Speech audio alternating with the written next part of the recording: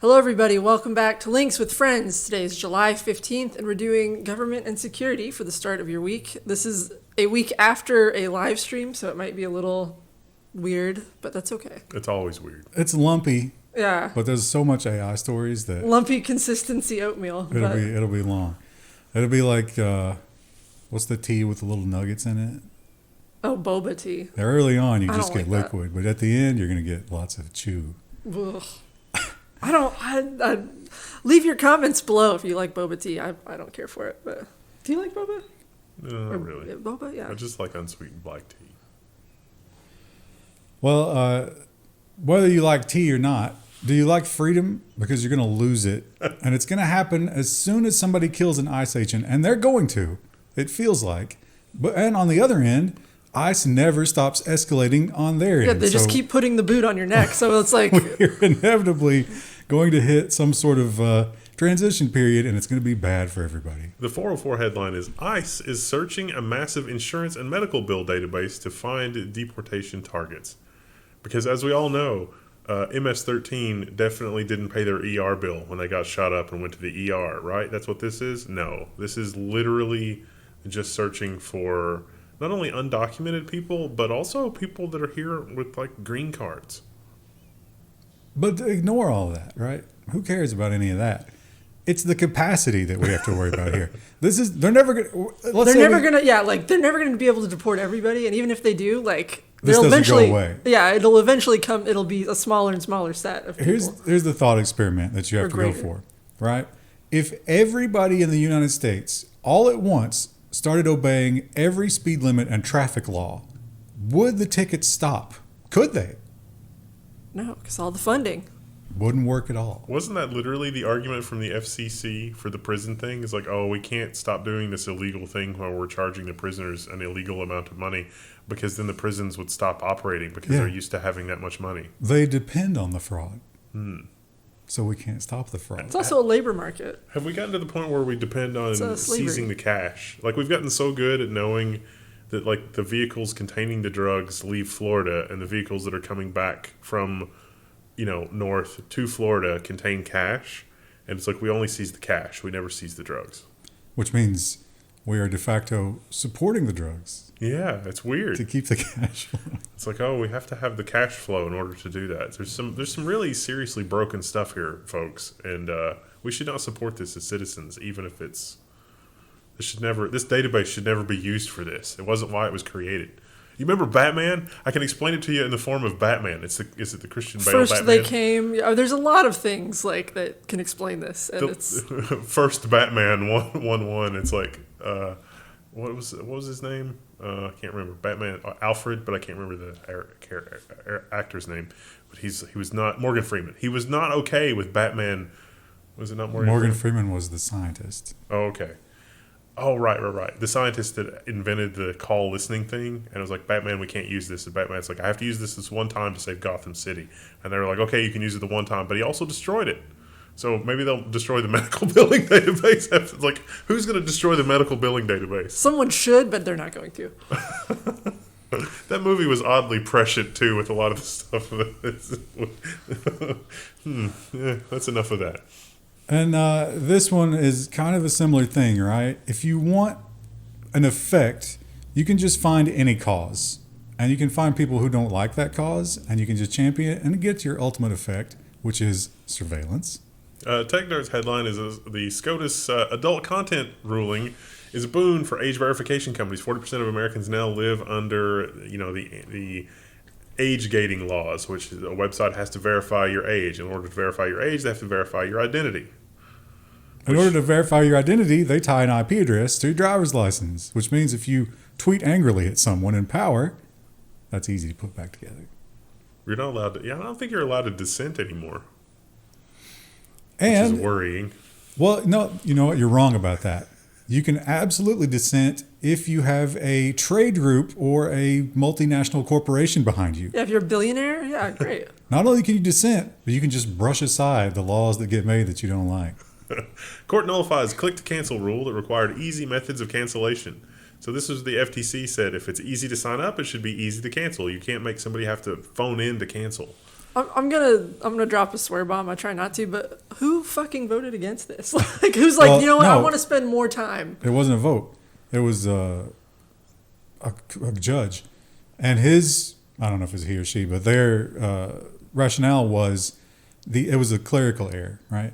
When you make a decision like this, you have to have a 90-day period of like public response or something, and Lena Khan did not do that.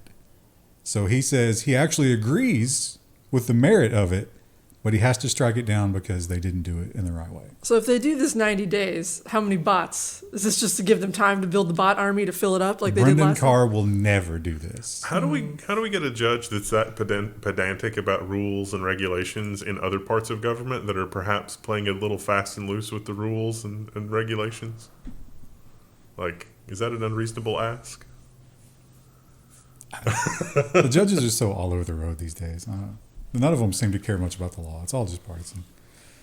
And the FCC is also getting some complaints, and I would be furious about this at 5 a.m. Listen, I don't want any color of alert. I don't want amber. I don't want golden. Yeah. And I especially don't want blue. FCC gets thousands of complaints over blue alert in Texas shooting. So the thing to note about this is, like, it's not that this was an immediate threat to anybody. Like, some of these were like 8 hours away from where the shooting took place. And, you know, if a cop gets shot, we hired them to do that. Like, that's just things working the way they should, right? That's so somebody else doesn't get shot. I don't need to be woken up by it. I could see if it was like, oh, there's a armed suspect near you, but does it need to be a blue alert? Like, then it's just a general community alert. Even then, if I'm sleeping at home, what am I going to do? You got to get out. You're strapped. you take him out. Yeah, if you get an alert like that, it had better be like, I have to go get my gun and make sure it's loaded because they're within, a quarter-mile radius. Which they would never advise you to do. Yeah. They would be like, no, you're a civilian. You must complacently accept whatever happens. Just call us. Call us and let us know. When seconds matter, the cops are only minutes away. And we have, of course, the ICE protests. I should have sorted this with that. They're going on, and the age of misinformation is it's extreme as it's ever been. The Newsweek headline is Gavin Newsom accuses Trump administration of spreading fake protest images, and the video and breakdown and links and the receipts appear to be here. Well, it's not fake. I mean, they're from fake. Years ago. It was from George Floyd and then the March ICE protests. Yeah. It was sort of a collage, and they reported it as something that happened right now. The context is certainly misrepresented in other ways too, other than just... It's a lie. It's just a lie. Let's just call it a lie. Not a misrepresentation. That's just a lie. And I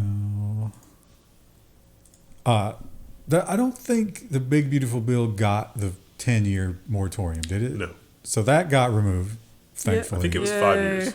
But that does not mean that there's not fierce debate on this topic. California bill sparks debate on AI safety regulations. California is trying to pass an AI safety regulation bill in this climate. And Silicon Valley's like, you seem to think you have power here. Yeah. And as we've seen, they might have a lot more. And boy, are we getting some bad laws when it comes to kids and social media. And again, this is one of those topics where you can just push through your surveillance state, even though it's insane and unenforceable, because we literally don't have a means to do it. Virginia enacts it's stupid and completely unworkable. Tell me how you really think, Tech Dirt. Social media time limit law. This is under 16s need to be limited on a social media website to just 1 hour. Now, clearly, I know there's a lot of modern webhooks and JavaScript that could maybe do this kind of thing, but the politicians clearly don't understand that the nature of the web is downloading a file because they think that somehow you can measure when you've hit an hour looking at a file that's been downloaded to your phone. What if I'm a slow reader and I'm on Project Gutenberg? Or what if I have to put it down and do something else for a while? Well, the other thing they point out too is their definition of social media could include things like Google Meet or Teams. If you're using that to complete a school assignment, there's a whole section. Does that count for your hour? That's insane. Yeah. And is YouTube social media? Yeah. I mean, it has a commenting feature, but technically you don't have to interact with anyone there. But you know what would stop this is if you have to put in your driver's license directly into your phone so they know who's doing everything at any given moment. Well, they were saying, like, you might get flagged as a child anyway, because they might just be like, oh, you behave like a child on the internet. It's like, what the hell does that mean? That would be so insulting. Oh, excuse me? We've read some of your Twitter tantrums. Yeah, you seem like a child. Clearly an 11-year-old. You spend a lot of time complaining about balance in video games. And here's another man who doesn't understand anything about large language models and how they work. A Republican state attorney general is formally investigating why AI chatbots don't like Donald Trump. But the companies that he's mad at are Microsoft and OpenAI and Meta and Google. And Grok, one of them, I think it was Grok, refused to do it. It was like, no, man, I'm not playing that game. The others ranked Trump 5th. But what this guy needs to be investigating is the fact that if you had expressed that you liked Trump beforehand, it would have ranked him first. Because the algorithms just do whatever they think you like. It's arbitrary. And they're trained on data that was viciously anti-Trump for a long time. So obviously they're going to rank him last. He's one of those people that thinks it's like actually. That's what he's been sold by. Yeah. He's in the cult. But the EU has maybe recognized some of this, and they have rolled out some rules, and boy, are the AI companies not going to be happy. Ars Technica's headline really cuts to the heart of the matter. Everything tech giants will hate about the EU's new AI rules, and there is a lot. I was talking to Claude the other day, and I actually instructed him to cut to the heart of the matter, and then he started putting headings cutting to the heart of the matter on every response. I think this is what he wants. Yeah, so you got to not pirate your material. That's one of them. You got to show your weights and how you did the various things in there. They're really not going to like that one. What were some of the other ones? The right for people to exclude their stuff from your data set if it shows up there. Oh, yeah. Robots and paywalls, which they can bypass some ways. And, they have to expose how much energy they actually use to train the model. That's going to be hilarious. Uses your energy. You've been in the dark all week, citizen, but don't worry. Yeah, the bot's on. Sorry about the rolling blackouts, but we really have to do some training this week. And over in the UK, the police are living in the dark ages still, but they're looking to upgrade. UK police dangle £75 million to digitize its VHS tape archives. How many VHS tapes could it be? And how much, what, could those cases still be going on? I really was tempted to email and just ask, how many tapes and how many hours of footage?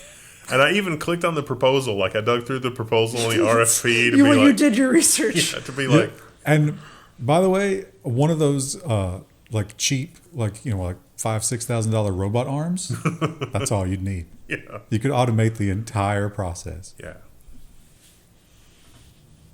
It's we need to feed this to our new digital case management system. And if you think 75 million pounds is a good deal, how much did that digital case management system cost? Good Lord, someone is fleecing the UK police force. I just can't imagine how many of those cases are still open with any hope of. I guess it's just all the cold cases.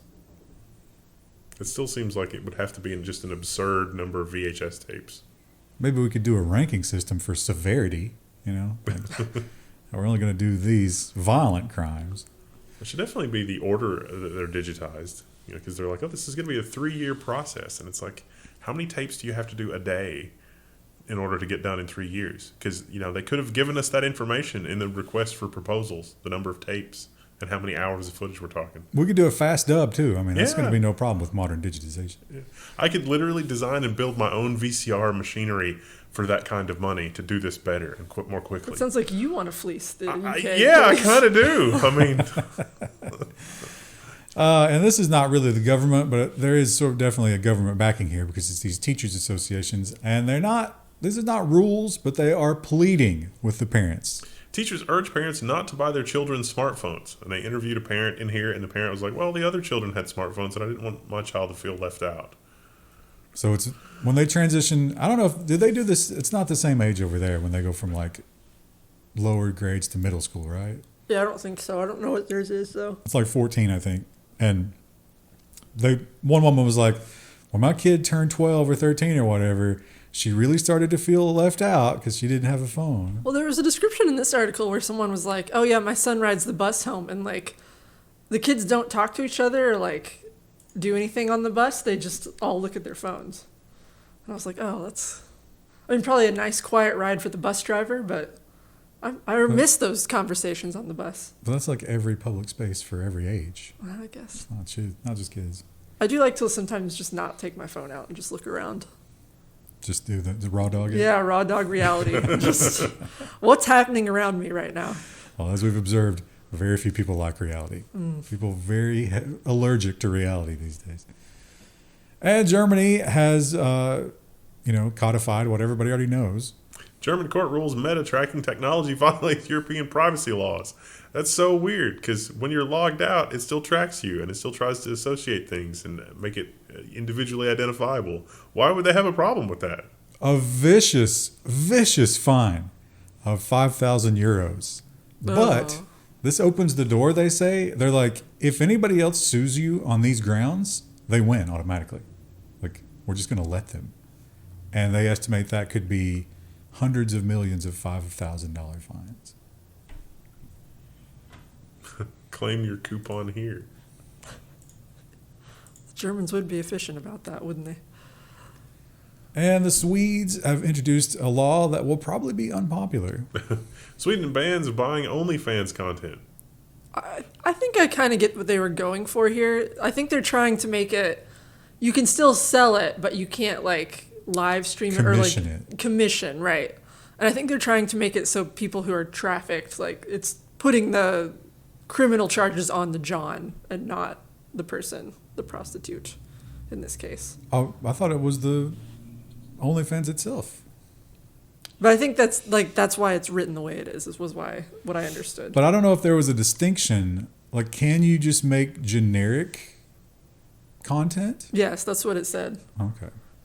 It said if you just wanted to release videos, that's fine. It's just like when someone commissions you and is like, I want you to make XYZ thing for me.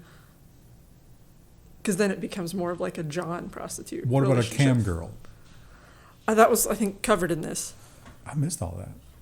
That was kind of me reading between the lines. If you're in Sweden or if you know a little bit more about that, maybe tell us why we're right or wrong. And I tried, there wasn't much to this article, but I couldn't find this doesn't seem real. Maybe it is. South Australia's world-leading political donations ban is now in force. So if we understand this correctly, there's not a lot here. In South Australia, incumbents are not allowed to collect money. If you're a new person who wants to be elected, you can campaign, but you're only allowed to take up to $5,000 from individuals. Otherwise, individuals are not allowed to make contributions. And then once you get elected, your campaign money comes from the state. The fine is $50,000. But if the campaign money comes from the state, couldn't anybody just run for office without any desire? Well, that's what they're saying is like the state's not going to give you money to run for office. You have to collect individual donations in that case, and that's limited to at most $5,000 from individuals. The thing is that the fine is only $50K. So if you're really rich, isn't that just cost of the bribe? Well, that's per donation, right? So you'd have to cover. Could you do one really big donation and then just have one $50,000 fine? It's also up to 10 years of imprisonment. Okay, that'll do. But what about NGOs? Because that just bypasses all of this, right? Yeah. We're immediately trying to find ways to get around it. Yeah, because that's what other people are going to do. Yeah. That's what they've done since elections started. So, yeah, I don't see that being effective, but I like the idea. I just don't know how you implement it well. And ethical hacking, where do you draw the line? Russia says there is no line. Russia, hotbed of cybercrime, says niet to ethical hacking bill. The editor had fun with that title. Yeah.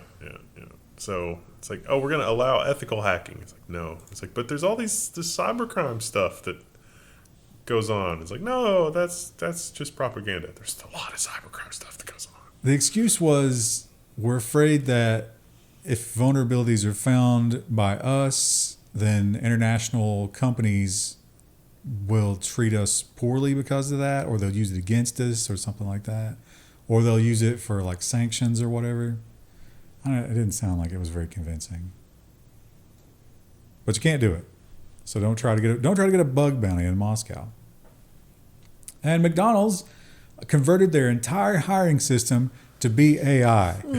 And what could possibly go wrong? Everybody predicted that might be a problem, and they're like, "Nah, we're doing it anyway." And how long did it take? Not very long. Wired's headline: McDonald's AI hiring bot exposed millions of applicants' data to hackers who tried the password 123456. That's the same as my luggage. Which was also the username.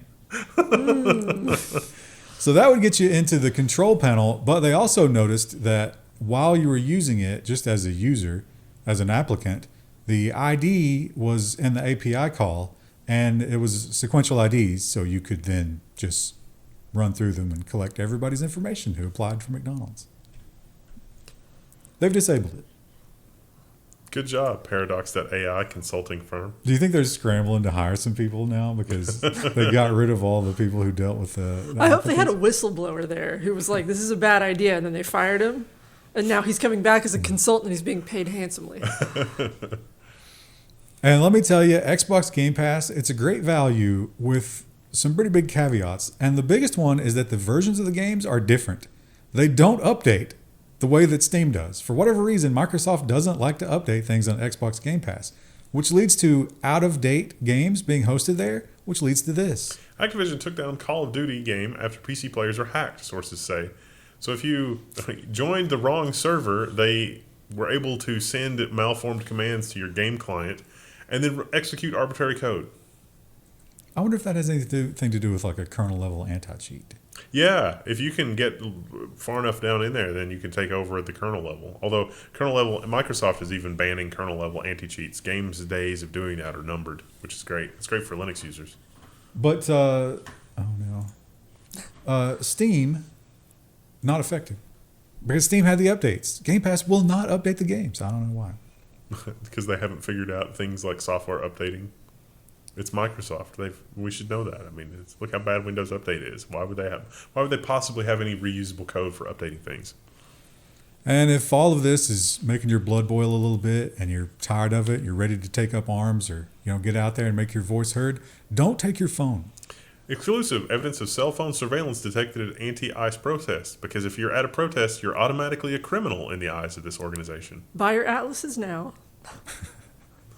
Print out paper maps. Yeah.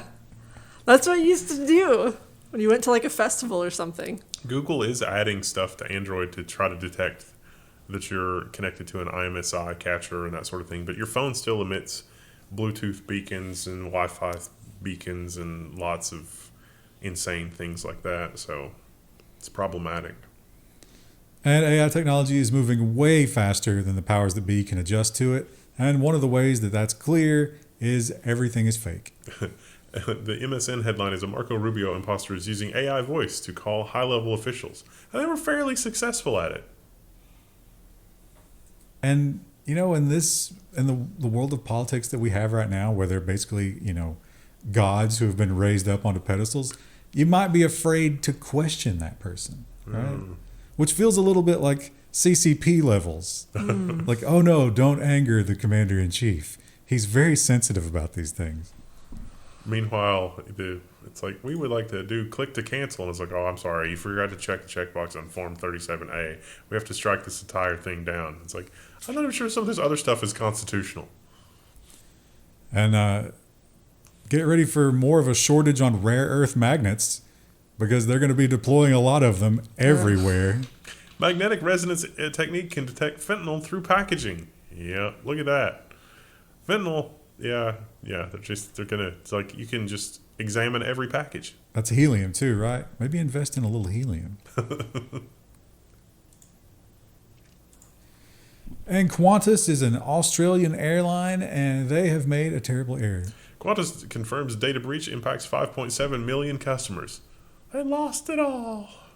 4 million lost name, address, email, and frequent flyer details. This was a phishing campaign to their IT group, right? Something like that. 1.7 lost way more down to your meal preference. They're going to know I prefer tuna on a flight. Well, they didn't get passwords, I guess. That's something. Woohoo! Who needs it? And Fubo. I don't know Fubo. Do you? Nope. I've never heard of this before. But they were capturing your data. Shocking, right? And selling it, even though they weren't supposed to. Fubo pays $3.4 million to settle claims that illegally shared user data with advertisers. So if you are a Fubo user, look into that. You might be able to get a couple of bucks. Because they were definitely tracking everything and selling it to the Tell us more about your Fubo experience. They must have made a lot of money to be fined that much. And the old library tax, boy, they're getting worse and worse. And it seems like there's not much we can do about it. The supply chain is such a mess. Browser extensions turned nearly 1 million browsers into website scraping bots. So this was an advertising. It's not necessarily that your extension developer was malicious. They just wanted an easy way to put ads in their extension. They used this thing, and it was stealing things all along. I think it might have also been, part of like the ad farming thing where because there are services that are like, hey, inflate how much money, is made on ads, and then you pay them. And in things like this, it's loading in a hidden window or in the background or something, and like this is the service, the criminal service that's doing that for you, and then they just take a cut. Or training AI. Or train AI. Yeah, it's like, oh, I noticed you've got a New York Times subscription. Let me just make copies of those articles for you. Let's take a quick look at this. It is. It's kind of wild though that's where we are, and for Google, for their part of it, tolerates kind of a lot of that kind of fraud because it looks better to advertisers. And the Swedish Prime Minister, we can give him some props. It's not common in the United States for our leaders to be very into fitness. But this guy clearly is. He goes on runs with his bodyguards every day. But that is a security risk. Swedish bodyguards reveal the Prime Minister's location on fitness app. Yeah, the story last week was the Mexican drug cartels have figured this out.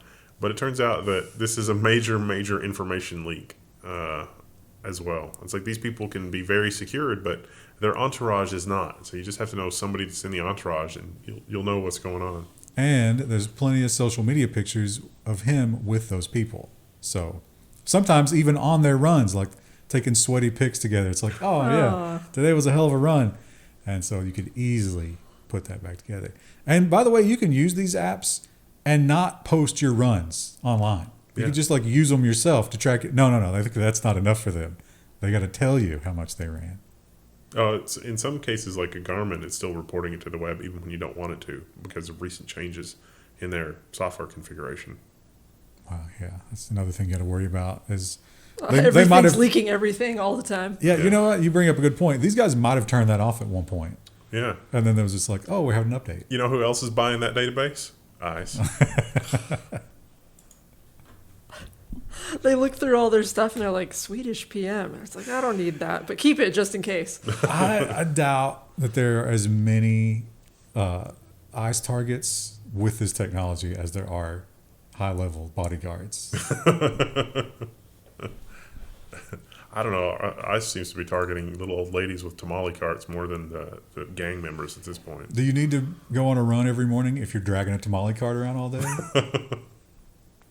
Some people really into fitness. Get your farmer strength from that. All right. That's it for this episode. We will be back in the next one.